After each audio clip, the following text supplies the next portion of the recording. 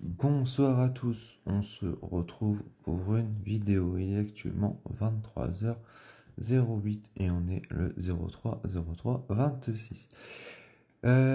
Pour commencer aujourd'hui, déjà je vais remettre mon compteur normalement parce que j'étais gelé sur Try Like Me.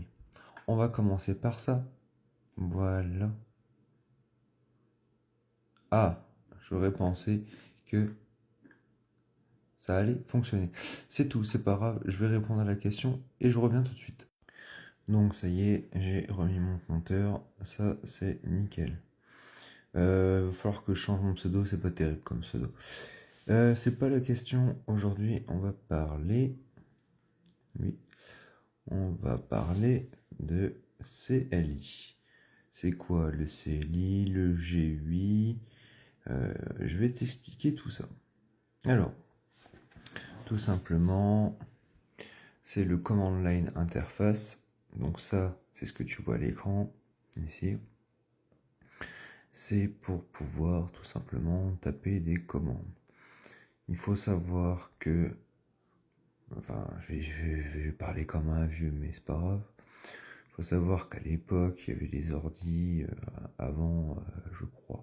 J'ai pas envie de dire de bêtises, prends ça avec des pincettes. Je crois que c'était DOS, je crois que c'était un DOS. Enfin oui, à l'époque de DOS.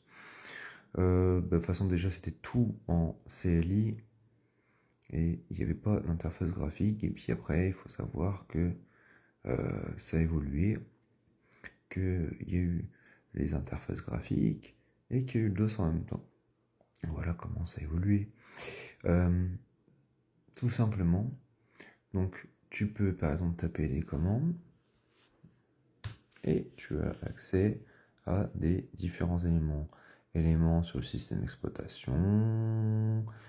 Enfin, tu as plein d'éléments. Je t'invite à regarder les différents types de commandes. Excuse-moi si je vais dire des conneries, peut-être aujourd'hui. Normalement, ça devrait aller parce que ça fait 5 fois que j'ai recommencé la vidéo, mais je suis un peu fatigué. C'est pas grave. Donc, voilà. Et après, tu as le GUI, le Graphic User Interface. J'ai pas dit de conneries. Donc, le Graphic User Interface, c'est ce que tu as l'habitude. Tu vois, sur Windows, tu as le menu démarrer, tu as ton petit fond d'écran, gna gna gna. Voilà. Ça, c'est ce que tu as.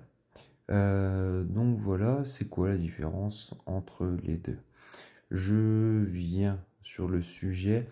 Donc voilà, je vous invite à regarder par exemple les commandes Windows, les commandes Linux, etc. Donc je viens sur le sujet que peut-être, voilà, donc pour ceux qui ont avancé un petit peu sur la vidéo, sur le fait qu'il serait probablement intéressant que de ne faire que de l'interface graphique. Un peu comme, tu vois, sur Ubuntu Server. C'est ce que j'utilise d'habitude, Ubuntu Server, quand je fais mes serveurs, mais l'idée, ça serait de le mettre sur mon poste principal. Je pense que je vais faire ça à l'avenir. Je pense que... Je sais pas, mais pour moi, je pense qu'il faudrait mieux que je le fasse. Après, en soi, faut voir, mais moi, je pense que c'est ce qu'il y aurait de mieux parce que du coup, ça te force à ne pas utiliser l'interface graphique et à rester en CLI. Voilà, c'est ce que je pense.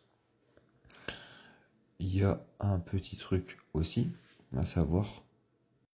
Donc je t'invite à passer en CLI et je t'invite également à faire de la dactylographie. La dactylographie, ça permet d'aller beaucoup plus vite. Et en plus, si tu connais bien tes commandes, tu peux aller beaucoup plus vite. Tu peux gérer en profondeur tout ce que tu as installé. Voilà, désolé, je viens de voir parce que j'ai dit une connerie à un moment, mais c'est pas grave. Celui qui est attentif, il va la repérer normalement. Mais voilà, donc c'est pas grave. On va voir s'il y en a qui suivent dans la vidéo. Je vous souhaite à tous une bonne fin de journée et moi je vais commencer à attaquer le Try Like Me. Ça va piquer. Voilà. Allez, il y en a pour une bonne heure. Allez, ciao, ciao.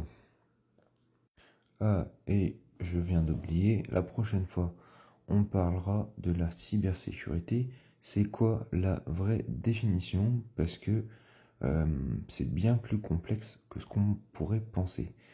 Euh, je vais pas en dire plus, mais en gros, c'est bien plus compliqué que ce qu'on pense.